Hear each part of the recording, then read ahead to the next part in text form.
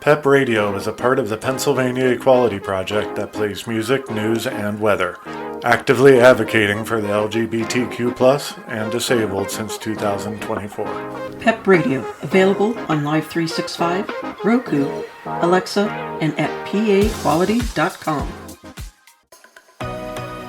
Here at Gay SA Radio, we're very happy to welcome the Othering podcast to our airwaves. Catch the show every Thursday at noon CAT, bringing fresh voices and compelling conversations straight to you. Head over to gsaradio.stream to find out how you can tune in and become part of our family. Don't miss it, only on Gay SA Radio, where you are family. One man and one woman join forces to rid the world What are you doing? of inequality and fascism. Seriously? I'm trying I'm trying to do a promo here. For whom? What are you doing?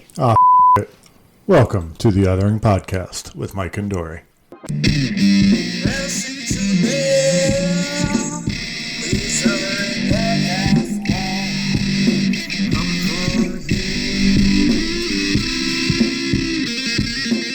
Hello. Hey, good morning. Good morning to you. All right, today we are talking to Mychal Threets, more commonly known as Mychal the Librarian. He is, of course, a librarian, a media personality, and a strong advocate for mental health and literacy.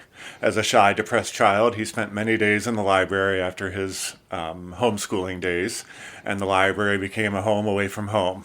And eventually he began to work at that very library. So today, Mychal has partnered with PBS as a host of the revival of Reading Rainbow and as the author of the children's book, I'm So Happy You're Here, a celebration of library joy. Welcome, Mychal. It's an honor to have you. Yes, a huge honor. I have, I am, so excited to talk to you. And hopefully I got everything right, because I pulled that all off of Wikipedia.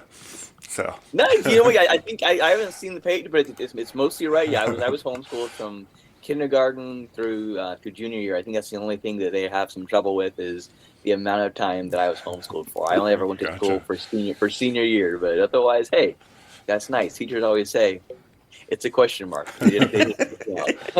So, since you brought that up, being homeschooled, our kids went to a cyber charter school, so they were home and it was online, but they had teachers and everything. It wasn't us that were necessarily their teachers. And I know a big thing with homeschool is the social activity and not being able to talk to friends and stuff, and it kind of affected one of our kids kind of badly. What was that like for you, and did the library give you a chance to socialize at all? I mean, I know that's not exactly a social hangout, but did you meet some people there, and did that help? You know, I love this question. I think for nowadays, a library is becoming a social hangout. It is becoming something where there's more noise in the air. I'm getting ready to go to a library later on today where they're going to have an animal show, a story time, arts and crafts, and a wrestling show as part of the library's grand opening. And I told some kids about this the other day at a school visit, and they were like, I thought the library is supposed to be quiet. Yeah. Sometimes it is, but there's also loud library days where it's just a big, giant celebration, and there are people with their headphones on, people in the meeting rooms doing the best they can in all corners trying to get things done. Mm-hmm. But for me, I'm the oldest of three. I have a lot of cousins who were raised as siblings, a lot of friends that we treated as siblings. So I think I loved being homeschooled. I think that's why I was homeschooled so long, is because I enjoyed it so much. It was really how I was wired for school. But I think a couple of my siblings felt the way that your kids felt. They really wanted to go to the dances. Yeah. They wanted to play sports. They wanted to do different things. And I was interested in those things. I loved playing basketball as a kid. I enjoyed soccer. Running was probably the thing that I was best at, running the 400, running the 800, and just running until I just decided to stop. But I was perfectly fine just staying at home and being the fastest athlete in my house because I was the oldest. And it was just fun to have that win already there.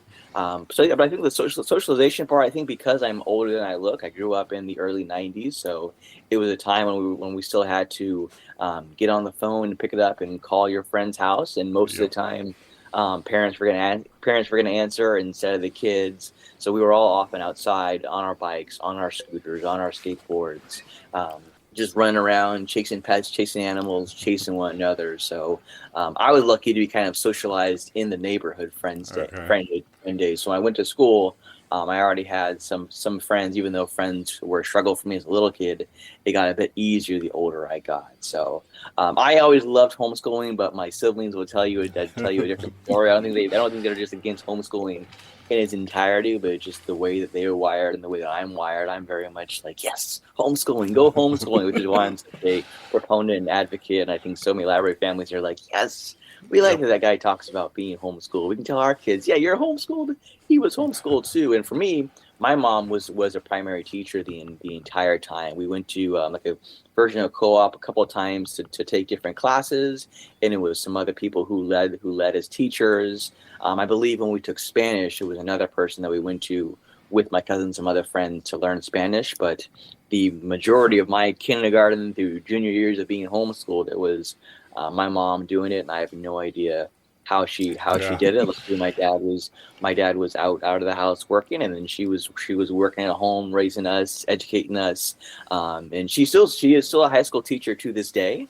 And she for whatever reason she never mentions those years that she homeschooled us. She's like, I've only been a teacher this long, and we're always like, hey, no, we're not complete fools. A couple of us have some degrees. We've made it this far, so you did a good job teaching us.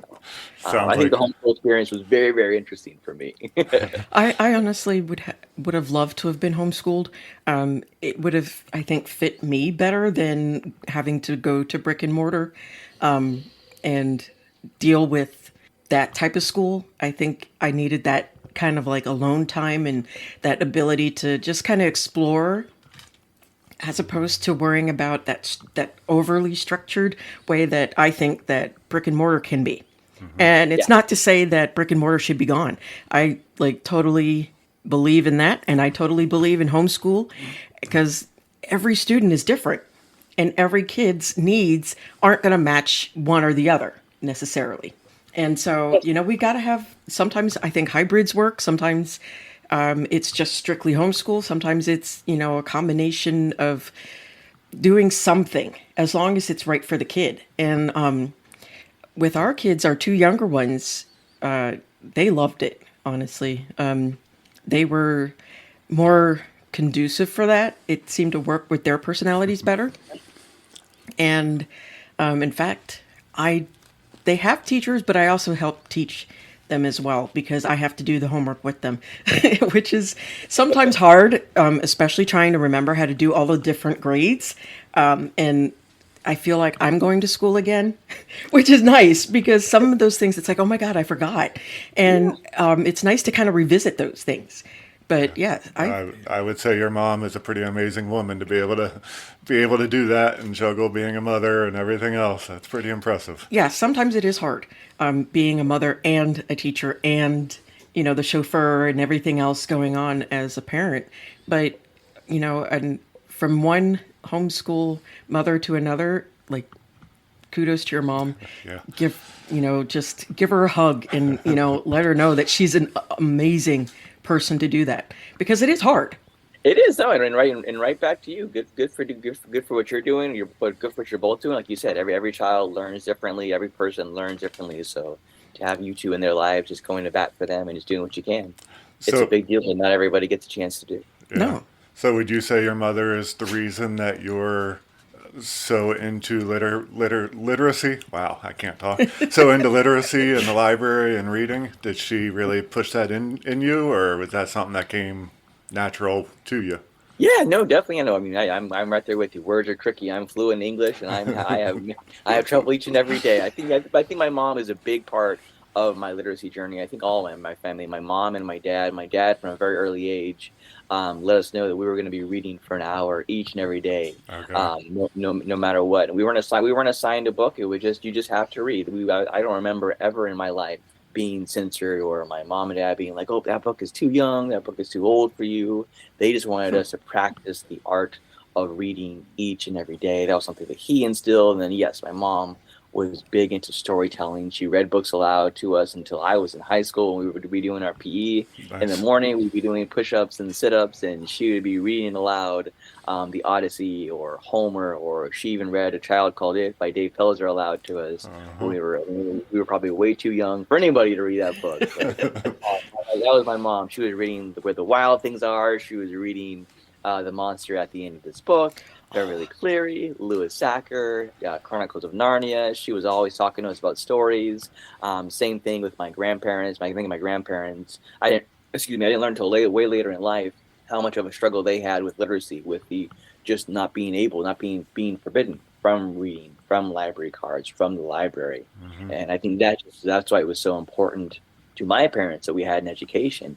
So I would say definitely my mom, but also my dad and my grandparents as well, just constantly being around stories, being around storytelling. My grandpa, to this day, is a gigantic Stephen King fan. So I think they always just mirrored that they liked reading, so we could like reading. Even though I grew up when being a reader was still very nerdy. Now it's still nerdy today, but it's much cooler. But when Yeah. I was a kid, it was just I was a nerd who always had a book with me, so much so that my dad called me, to this day, will occasionally call me Encyclopedia Brown, just because I always had a book with me. Oh God, I love Encyclopedia Brown.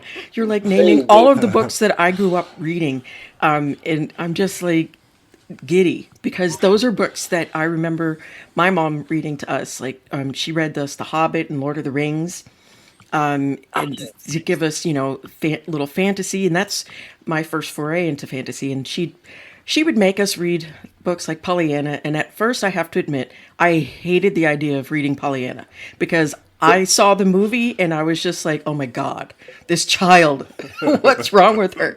And then when I read the book, I hate to admit this, but I actually liked it. And it was because it wasn't like the way that it was portrayed in the movie, where she's just overly, positive. And she was just a happy child. And I actually liked the book. And I know my mom's going to hear this and she's going to be like dancing, saying, haha, I told you so. But it's just, and I resonated with the fact that education is important. That's the one thing that nobody can ever take away from you is your ability to read and your education. They can't, retroactively take that if anything happens.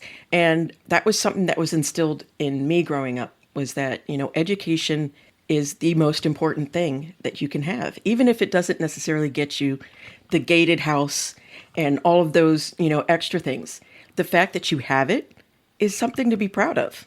It is. No, I love education. Again, my mom's a teacher. Early in my life, I wanted to be a teacher, but just when I pursued it, I was like, I can't stand up there and lecture in front of everybody for that long. And now it's essentially what I do for a living is almost lecture at people. But it took me so long to get to this point. But I love just that right to read, that ability to read. I think that's why I'm always talking about everything counting as real reading: ebooks, audiobooks, graphic novels, comics, manga. And it's I don't know why it's such a difficult conversation to have with people that all reading is reading. I think it's that audiobook. It's that people get so hung up on that word listening, and it's like I get it. I get what you're looking at, but you're taking something away from somebody by saying that. It's okay if you have that opinion, but you don't need to say it out loud. Right. That opinion that you need to share to lessen people, to play on your guys' podcast to other people. It's not something that needs to happen. I think the problem is people, when you say, oh, audiobooks count as real reading, they think, oh, I never need to learn to read. It's like, no, we want you to read. We want those kids reading all the picture books, Mo Willems, John Klassen, everything, all the things that we mentioned, everything that's tattooed on my arm. We wanted to start there. Start with picture books, move up to middle grade chapter books, and then get into YA. But then once you have that ability to read, once you become literate, that's when, the audiobooks always do, because storytelling has always been oral, but I think people forget about the art of just that. That's what we say when we say audiobooks count. We're not telling you not to read. We're just telling you the fact that you're a busy person, a busy kid, a busy adult. You have a job. You have to make dinner. All these different things. If you're sitting in your chair and you're listening to a book through Libby, it's the same story. It's not changed. It's not altered. It's not like the film, the TV adaptation. It's the actual words just being told to you. So your brain is just like, okay, it's a different voice that's telling the story. Usually it's going to be your inner monologue as you're reading, but now it's this wonderful narrator. And it's just, it's a topic that I wish we didn't have to talk about and convince people that it's true. But I mean, honestly, at this point, I'm not even really convincing people when I talk about it. I'm just reminding them that it does count. And we're waiting for those other people to be like, okay, you know what? That's right. We were having a bad day. We said audiobooks don't count as real reading. That's on us. My bad. Now that was Tuesday. Today's Friday. Now we know it all counts. It does. Audiobooks are really becoming a bigger and bigger every year. So I think eventually everyone's going to get it, and they're going to appreciate it, and they're going to want to keep going with the audiobooks. And it kind of that's a good point. I think so many people just it's not for them. They prefer that physical book, and when they hear that question, they think, oh, they're asking what's for me. And it's just like, no, we do want to hear what's for you, but we're talking about it counts for everybody. Right. And it kind of all that mouth work. It reminds me of like growing up and being able to listen to my mom read to us.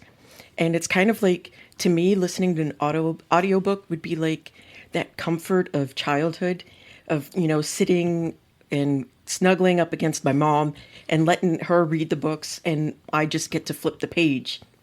And, that's what kind of drove my love for reading, is her love for reading to us.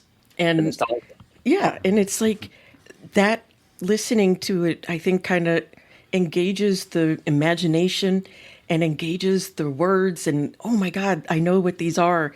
And sometimes, like you said, you get too busy and you can't necessarily sit with a physical book in your hands. And, being able to hear other books being read, and, all of the nuances that the person may bring when they read it is fun. And again, it's kind of like going back in time with your parents and listening to them read to you. So I'm going to admit I've never been a huge reader because I have problems with comprehension, so it frustrates me. So I want to talk about a different aspect of your life, if you don't mind. I know you went through a lot of depression, as did I growing up and as a child. Did you find that reading really pushed you through that depression and kind of helped you? And you were shy too. So my other question, the other side of that is, how did you go from being a shy, depressed kid to what you've become today? Very outspoken and very happy, and just seem very comfortable with yourself. You know what? I think it's because I've learned to admit that I'm a work in progress. I was a depressed, anxious, shy kid.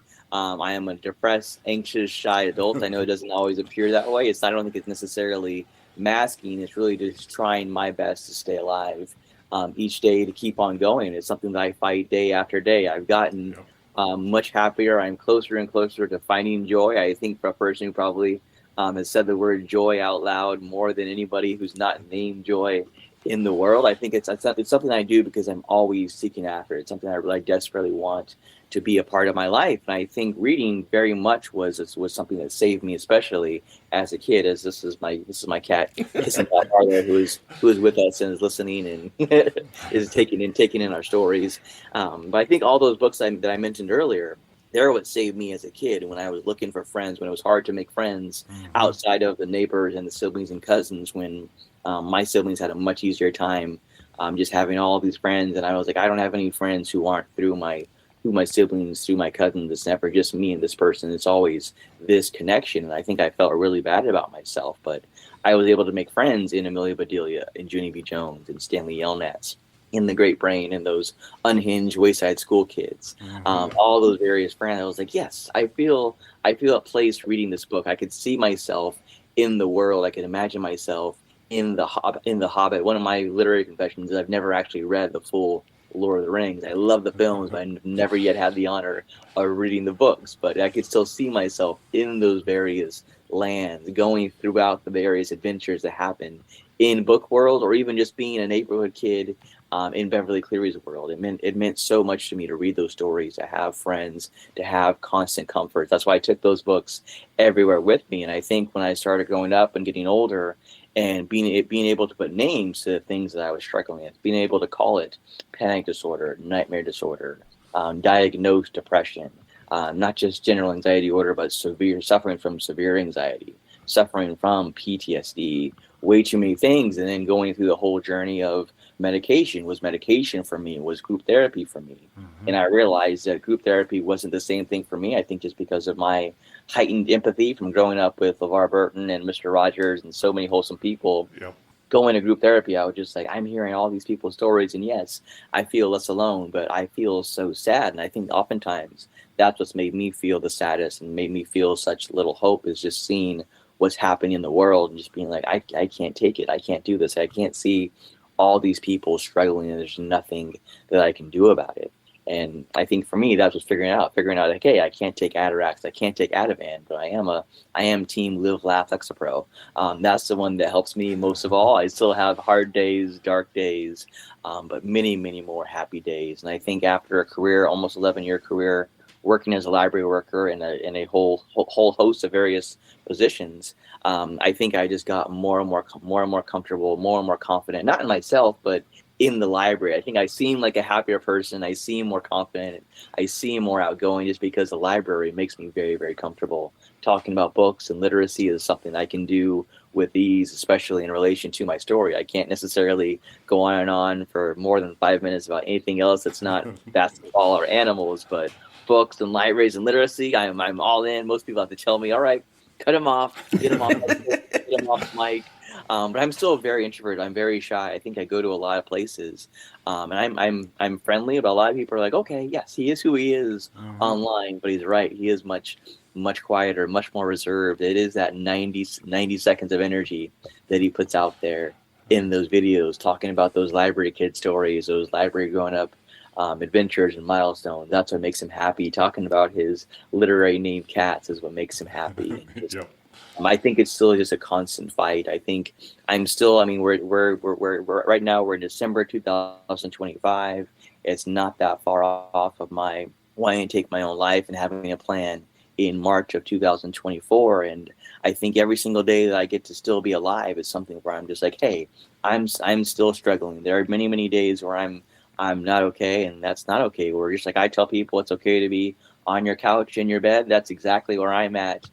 Sometimes watching Netflix, sometimes using audiobooks, sometimes using physical books. Lately, I've been going for runs, getting back into things, trying to get in shape with my body and my mind. So I think it's again a work in progress, and I wouldn't say I'm getting closer and closer, but I'm more so towards the middle of not okay and okay most days. And it's something that the library and reading has always really helped with, especially I'm on my darkest days, is a library of kids just being themselves, still being unhinged, still being chaotic, and not even just like feeling loved. I don't think I never felt like I wasn't loved.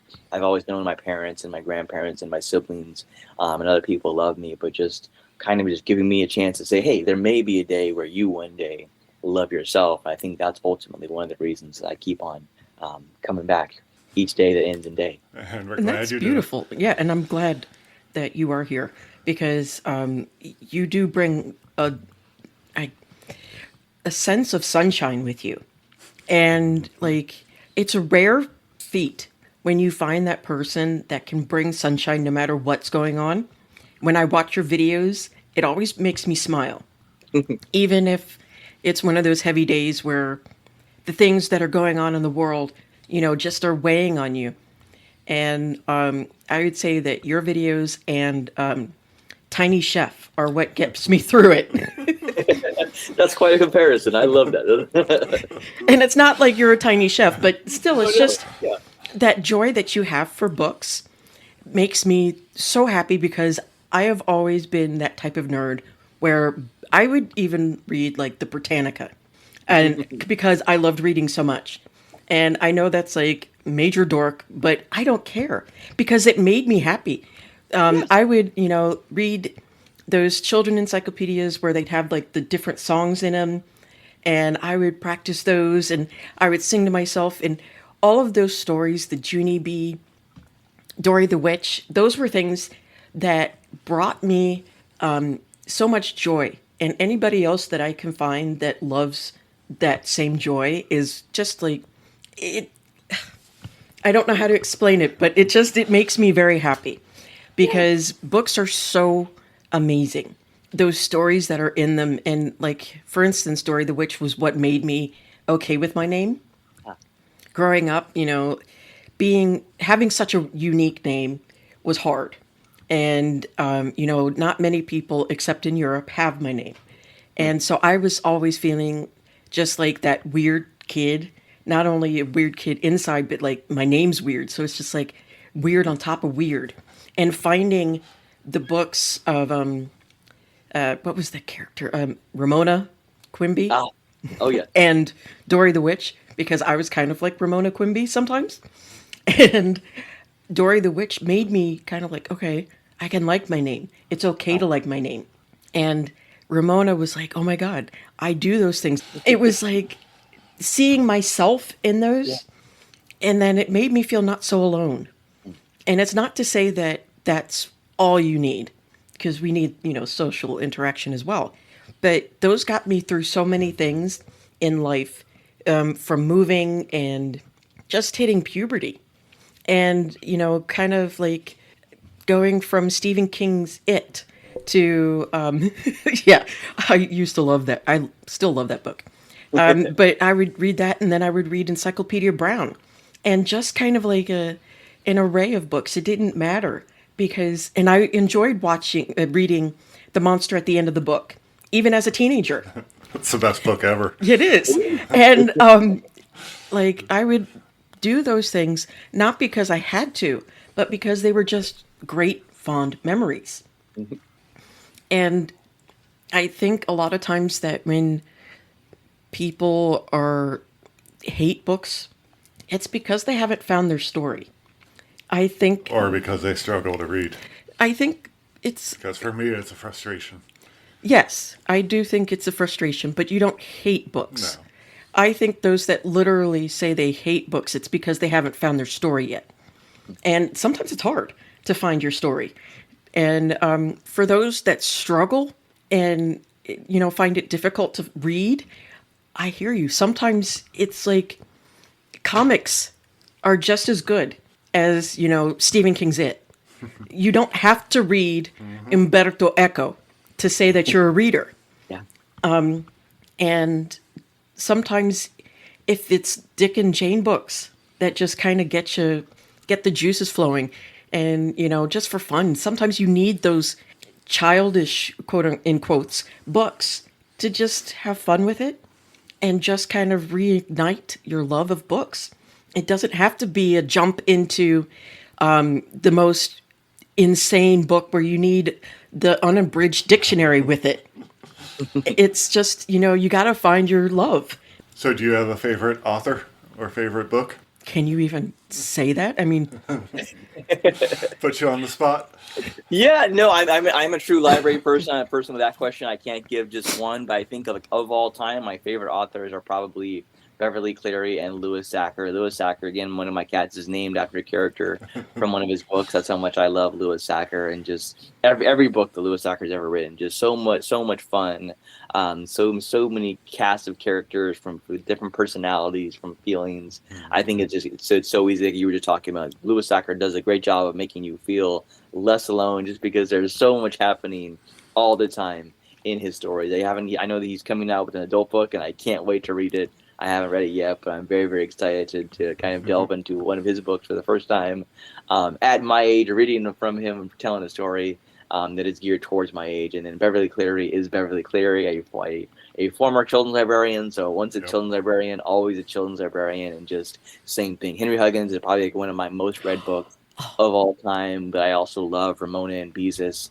I love Ralph S. Mouse, everything. I love Henry Huggins so much that I think at one point I wanted to call myself Scooter and just walk around being called Scooter, because I also just didn't like my name. So I was like, oh, let me just go into Scooter. I like Scooter, the character in Henry Huggins. He bothers Henry, but they're still friends. I wanted to be Cottontail from the yeah. When I was like 5, I told my mom, call me Cottontail, because I loved the devilment that Peter would get into. Sure. And I wanted to be like either Cottontail or Mopsy or Flopsy. And I am embarrassed to admit it now, but I loved those books as a little girl. So it was just like, I wanted to be those. Yeah. And That's what put me. what's your absolute favorite genre? And can you even pick one? I don't have an absolute favorite genre. It probably is picture books and biographies. I love people's stories. And then my tattoo sleeve is of all my favorite book character tattoos. So That's awesome. Straganona, Frog and Toad, a bunch of Richard Scarry tattoos, Arthur's library card, Where the Wild Things Are. But then I love biographies. I love learning people's stories from themselves, learning new things about people. I've just always been fascinated all my life that by the fact that everyone has a story to tell, and I love that there are so many stories on the shelves that are about real people that we get to delve into. Yeah, that is fun. So, speaking of stories, I want to ask about your story. A couple of years ago, you said you almost took your life, and now you're teamed up with PBS as a host of the revival of Reading Rainbow. That's a huge, huge story right there. There's got to be something in there. And you kind of talk about that process and how that looked? Yeah, you know what? It was very, very strange, very unusual. I think most of like what people have seen that's like happened that seems like really, really cool, really, really fun to people in my life has for whatever reason happened after I made the decision to take my life. So Mm-hmm. March 1st, I left my library after 11 years. I started November 2013, left March of 2024, and had the full intention, had a full plan to take my life on March 2nd. And to this day, I can never pinpoint the exact reason that I chose to give life another chance, but I did, and things kept on going. And I'd already had conversations with Penguin Random House at the time. We actually verbally had an agreement that I was going to write my picture book that's now Oh, coming out in a few months. nice. But even with that happening, I had still made the decision that I was going to leave the world. It was just too much. Even though like that was my dream. I mean, like Reading Rainbow is so cool. Being part of PBS Yeah. is really cool. But like as a kid, like it was a writer is what I wanted to be. I wrote all the time. I always thought it would be so cool to be like Lewis Sacker, to be like Beverly Cleary, to be like Christopher Paul Curtis. So I was like, oh man, I read a lot of Matt Christopher. I was a big sports person. So I was like, man, if I could do that, that would be something. That would be a dream come true. But even still, all those things were happening. And then people started reaching out. I think at that point, that's when PBS reached out after hearing kind people comments on TikTok and Instagram for years saying, Mychal, PBS Kids and Mychal, something should happen. And both of us, I think we now know we think it would be a fun idea, but we just don't know exactly what we would do. And that's what took so long. And then so I think it was just so interesting that while I was doing my best to take care of myself, to get to a point where I felt safe each and every day. It was just so wild that I was partnering with PBS. I was going state to state for the first time in my life, traveling outside Wow. of California, and talking to library people, talking to educators, talking to people about pets and mental health and all sorts of things. And I think once Reading Rainbow reached out, it was just sheer disbelief because I mean I was a homeschool kid, library kid, but I was also a major PBS kid. We didn't Yes. watch too much TV all the time, but when we did, it was PBS early on. It was Mr. Rogers, the King of Kindness. It was LeVar Burton and Reading Rainbow, the Legend of Literacy. It was Magic School Bus. It was Wishbone. It was Big Comfy Couch. And then, of course, we were also watching Out of the Box and Rocket Power and Dexter's Lab and that kind of thing. But like my core growing up, it was Mr. Rogers, LeVar Burton, and Bob Ross. So again, just pure kindness and wholesomeness and empathy. So when they reached out, I was like, you want me to be a part of like one of my favorite shows of all time? Like if you force me to put like a MySpace top 8, it's definitely going to be in the top 3 all the time. It Yeah. interchangeably depends on each day. And I think when they reached out, I honestly didn't know they wanted me to be a part of the show. I think they were just like, you talk about libraries and literacy and getting people to read on the internet all the time. You basically bother people about it the way that you're always talking about it and going on and on. So when they engage in conversations about me serving as host, I couldn't believe it. I had to do my research into who was emailing me to see if it was legit, if it was a spam. They Yes. were like, he always talks about either Mr. Rogers or LeVar Burton. This is a good way to get him to check his email. And then I figured out everything was true, everything was valid. It wasn't a trick, and we just had more and more conversations, and then we started filming, and now there are 4 episodes out in the world, and I'm the only person apart from LeVar Burton who has ever hosted Reading Rainbow in this capacity. And again, like, people are always like, it must be a dream come true. And I'm Yeah. like, it's not a dream come true because I never thought it would happen. One, I never thought I would be I would still be alive to even take part in a project as cool and necessary as this. And I think, but I'm just so thankful. I love it so much. Nothing but gratitude, just because I don't see myself filling LeVar Burton's shoes, mainly because no one could ever do it. Reading Rainbow will always be LeVar Burton, but I think it's just because I always call myself one of his Reading Rainbow grown-up children. I was raised by LeVar Burton to love books, to know that books are for me, that I belong in books. He encouraged all of us to read, to go on an adventure with a good book, to take a look in a book. So for me, I'm just that kid. I hope one day there's another kid who also gets to be a part of this project, and I'll be so happy because yes, I think I'm unfortunately to me the face of Reading Rainbow currently, but I am far from the star of Reading Rainbow. Every person who watches those shows, those episodes on YouTube, they're the star of the show. It's those kids doing the reviews. It's the friends and the guests who are reading the books, who are making those stories come to life.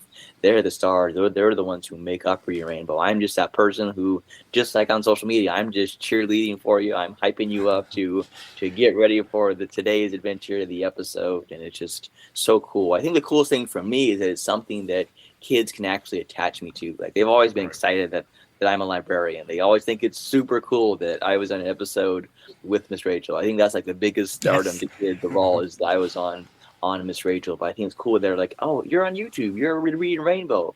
That's awesome. Because I think you see kids and most of them, they have like this hidden dream to be a YouTuber. So that's why I love that it's on YouTube, for the access, but also because this is where these kids are. This is what they want to do. This is where they want to be. So for grown-ups like yourselves to say like, hey, this is a safe show. This show is simply trying to teach you that you have a voice, that you can share a story, that you're part of stories. And I wake up each day and I pinch myself and it hurts. And I'm like, hey, it's still going on. This is still happening. I can't believe it. I'll never believe it. But one of the greatest honors of my life, apart from being a librarian, is to be a part of the Reading Rainbow universe. To actually be on film and not just be part of it as I call myself the top fan. I'm like, I've always been the top fan of Reading Rainbow, but now I actually get to be a part of it and introduce people to it day after day. And I'm so happy that it's back. There's so many people now with the new generations that don't know about Reading Rainbow because they're too young. So for it to be back and everyone to learn about it now, it's wonderful. Yeah, I am so excited that, like, I can't even put in words. I don't think an author could put into words at how excited I am having it back and being able to talk to you, because it's like a celebrity. I'm like, you're a celebrity. I get to constantly fangirl is such an awesome thing to do. But like Miss Rachel, and I love her because she is like the sweetest person on earth. And I get to talk to you, who's also the sweetest person on earth. And it's like, all this sweetness is just making me happy, because it's like, when things get dark, Mr. Rogers always said, look for the people that are helping. And I have to admit, as a little girl, I hated Mr. Rogers because I didn't want to sit down and watch him. I wanted to, hear the books or things like that. So I apologize, Mr. Rogers. I like the places he went. Yeah, I loved that part. That was my favorite part. But I just, looking back on him, and his legacy is just so beautiful, what he did. And like, I respect him so much. And to be able to be on the same channel that he was, I think is amazing. And like LeVar Burton, I watched Star Trek because he was in Reading Rainbow. Yeah. Even though I am more in the Star Wars camp than Star Trek, but he made me watch.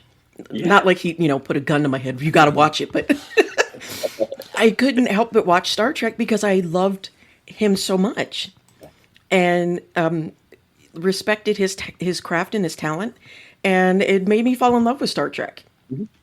And just you being able to be in that, like, I am excited.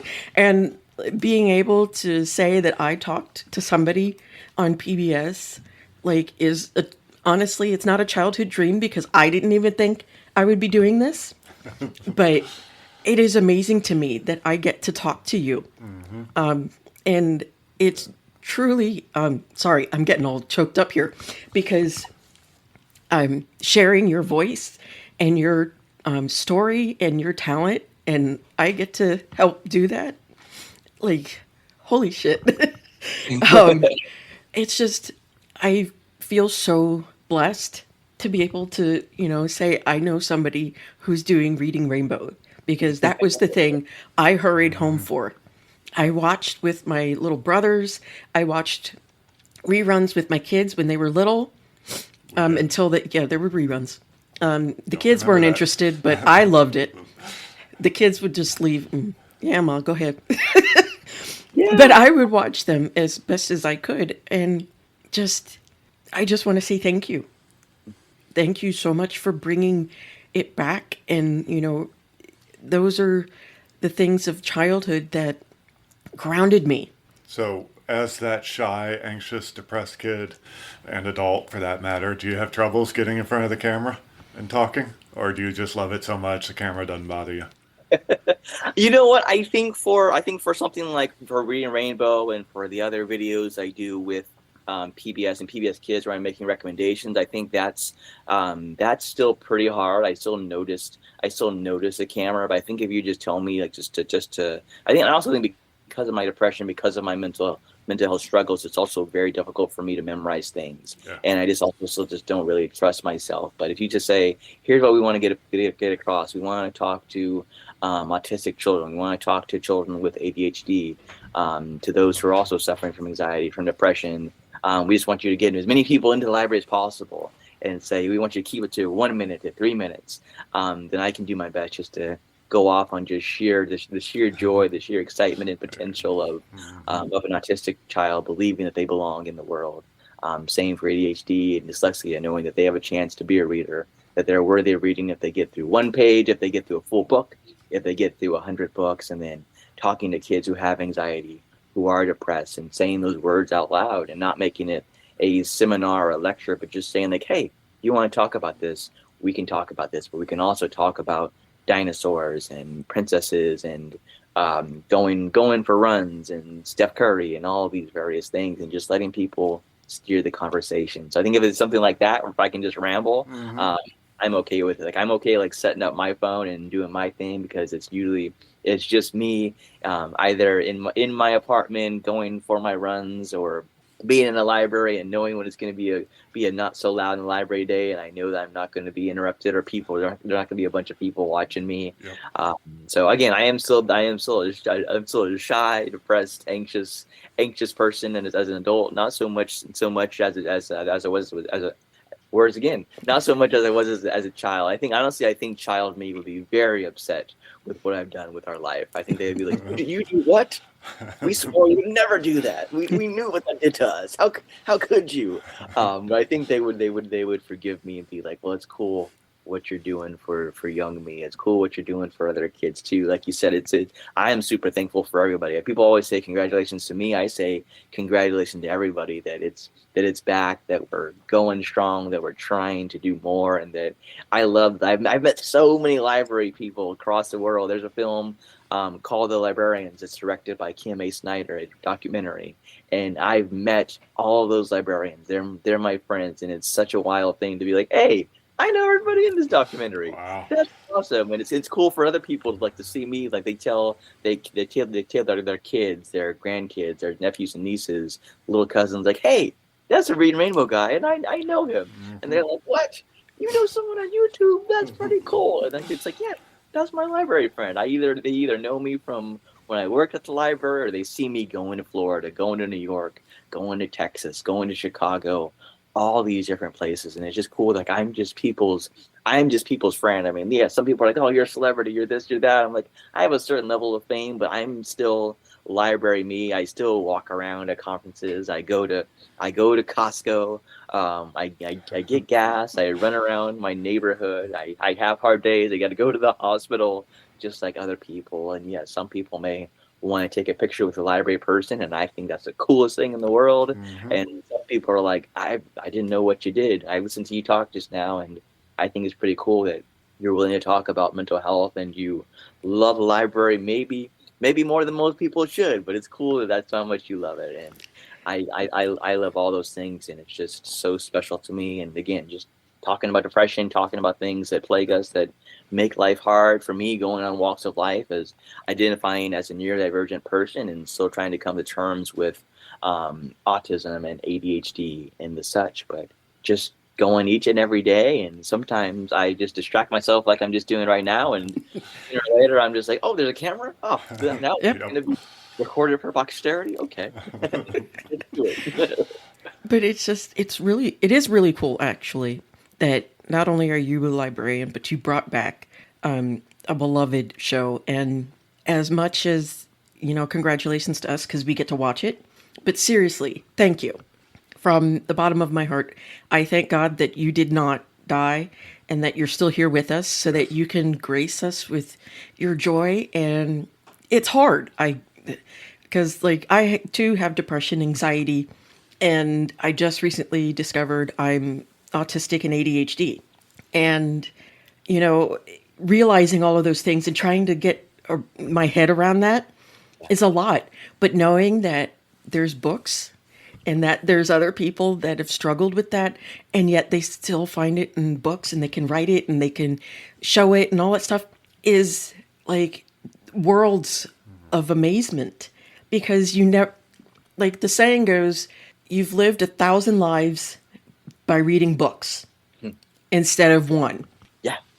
And it's true, because the imagination that you can conjure up, sometimes movies don't even reach the exact imagination that you can come up with. Because you're told what to imagine in a movie.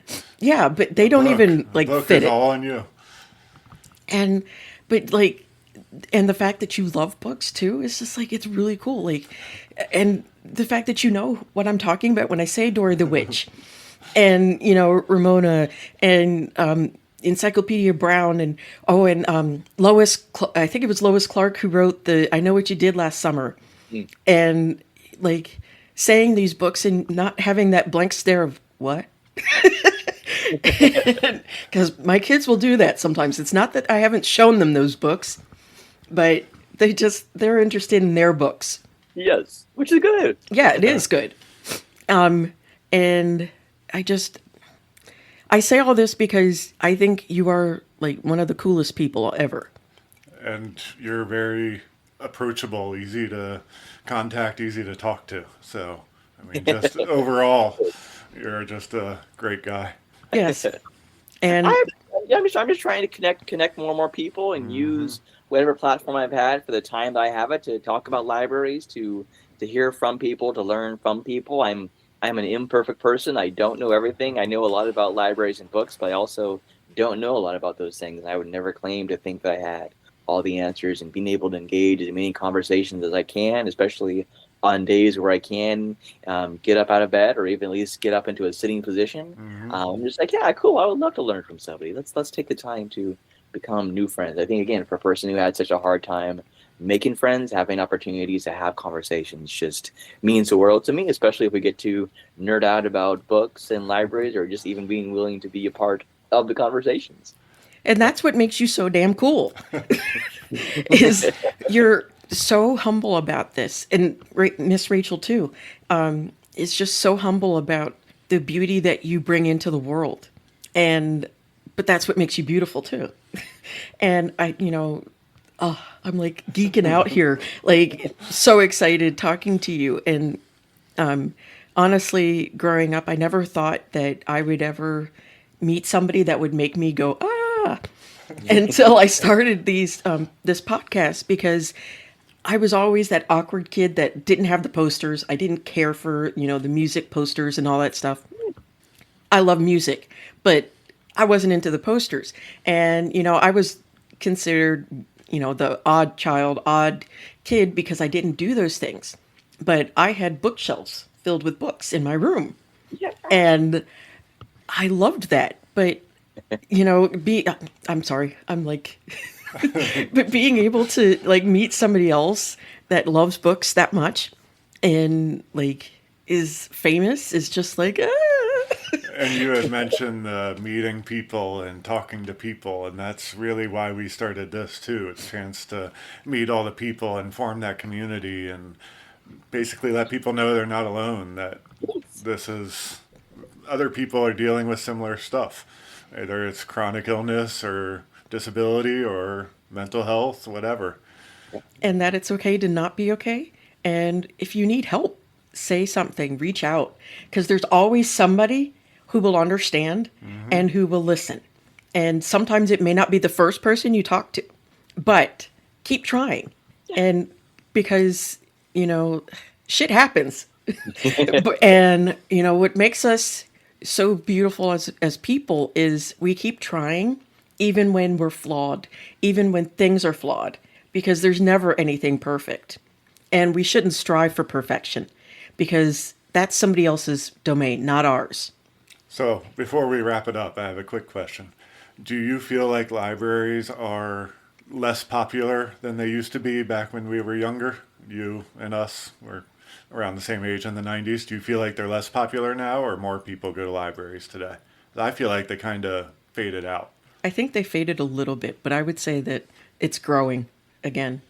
Yeah, you know what? I think it's such a complicated question because like you just described it, it depends on what you're looking at, which demographic, Yeah. which city, that kind of thing. But I honestly think I've had some conversations about this lately with other people, especially in regards to the book bans and library people being fired and attempted to be put in prison simply for doing their job, simply for loving literacy and telling kids and people they belong in stories, which is a whole another podcast episode. But I think it addresses a question because I honestly believe that they're more popular than ever right now. I think especially because of the pandemic, when we were so lonely, which is kind of like when I blew up on social media. I've been doing social media for way longer than that. People are always like, "Oh, I've been following you since the beginning," and I'm like, I understand what you mean. The beginning for me is MySpace, but I get where you're going with this. I know what you're talking about, but I think that's what it was. And I think that's when people remembered the library. That's when libraries started adapting once again. That's when so many libraries eliminated late fines, late fees. So many libraries went fine free, knowing that so many people have felt a certain way about the library. They thought, I'm never going to be able to go to the library, and telling people they're allowed in the library days. Yes, we still want you to use a library voice. I have a library voice. I need a microphone almost everywhere I go. Even though I tend to talk a lot about them, I don't talk about them very loudly. It's at a very, very library level. But I met people. There are people in my life who don't know how to whisper. All they have their mode is set to bellow on their volume at all time, Yep. and that's okay. They still belong in the library. I think enough is happening where people are starting to believe that. And I think you also see so many high profile people talking about the library, talking about books. Miss Rachel had a whole episode about reading and phonics. That's the one that I'm in. And like she put Library Joy onto YouTube. She put it on Netflix. She was the first person to truly do that alongside LeVar Burton and PBS and all those sorts of folks. You have Steph Curry and LeBron James writing stories, going to libraries. Malala, the Nobel Peace Prize winning, one of the most peaceful, coolest people ever, is writing books and talking about libraries.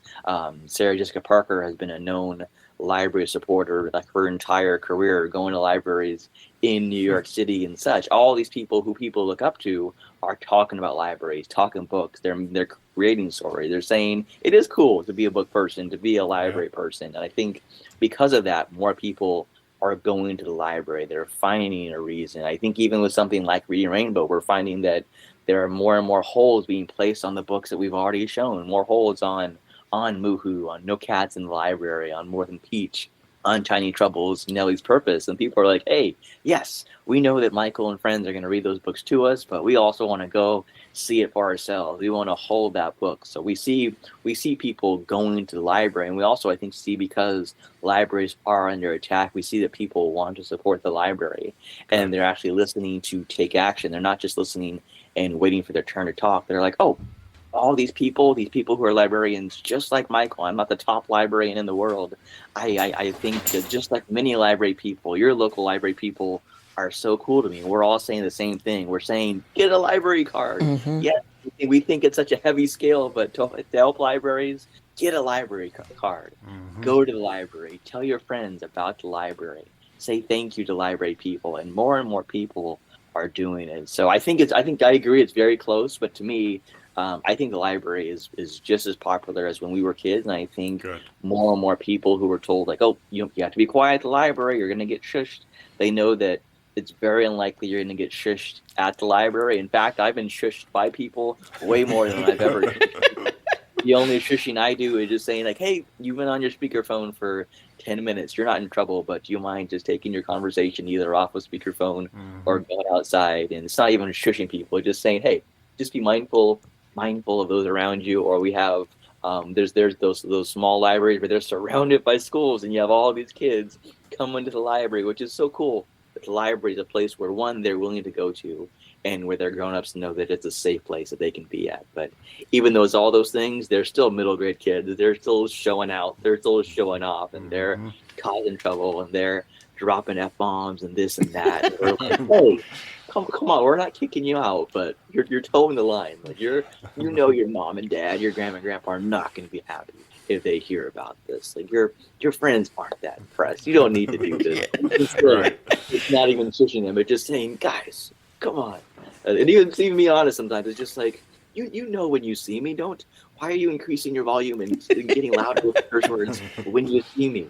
Just wait till I'm gone. I don't want to be that library person, but you know this is the time where you're allowed to do these things. This is when it happens in your life. And I think because of those attitudes, because you see people behind the library desk with big old giant afros, covered in tattoos, with piercings and colored hair, more and more people are like, hey, the library is starting to look a lot more like me and mine. That's something else. So yeah, when we were kids, it was a heyday. It was, you ran inside, you got Henry Huggins, you got The Great Brain, you're reading your Goosebumps, Choose Your Own Adventure, Series of Unfortunate Events, could go on, Pippi Longstocking, The Magic School Bus. Oh, I used to call her Pee-Pee Longstocking because I couldn't get the word right when I was little. So I adored those books, and I used to try and style my hair like her with the the braids going out. And it was the one time that my hair wouldn't cooperate, but it's like, no. So I think it's very much. I think if we're not already more popular, it's getting closer and closer. That's good. That's my goal. I think those are my favorite messages to get from people. As much as people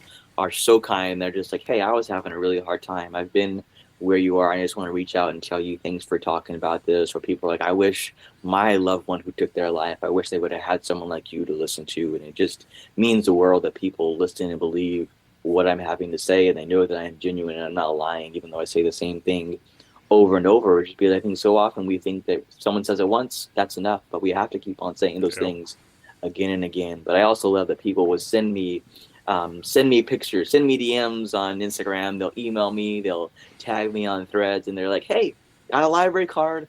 Thought I'd be proud. Thought you'd be proud of me.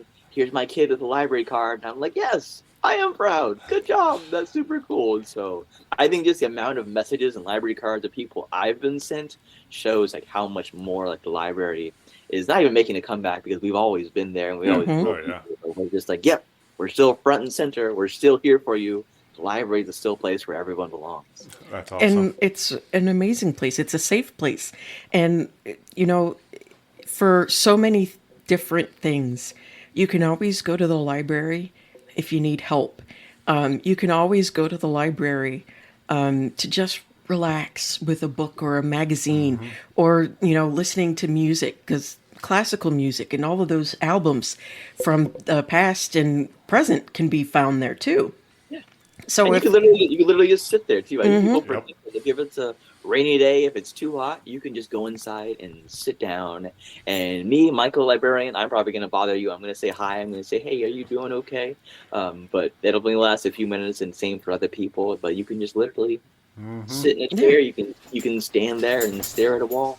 And that's what makes it so awesome, is that you can do all of those things or none of those things and still be in the library. And it's a beautiful building. They all are beautiful, and some are huge, some are tiny, but they're like really cool.